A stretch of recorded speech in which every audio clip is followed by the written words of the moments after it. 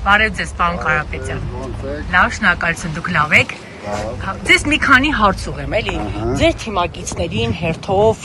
աշխարհի գործով, բարեգործության անվան տակ, այսպես քրեական հետապնդումներով տանում են կալանքի։ Սենց որ բոլորին տանեն կալանքի, վերջը ում հետ եք գնալու ընտրության։ Վերջը կգնան իրանց թիմակիցներին էլ կալանավորեն։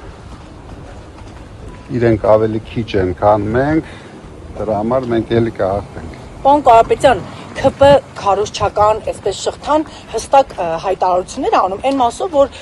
Սամվել Կարապետյանը Ռուսաստանում, Ֆրանսիայում խնդիրներ ունի եւ սննկացման է գնալու, դրա համար է եկել Հայաստան։ Կար նման խնդիր, հետապնդումներ կար, այդպես են բացատրում։ ՔՊ շրջանակը այդպես է հայտարարությունը տարածում։ Դուք խնդիրներ ունեք Ֆրանսիայում, Ռուսաստանում սննկանալու եք առաջիկայում, դրա համար եք եկել Հայաստան։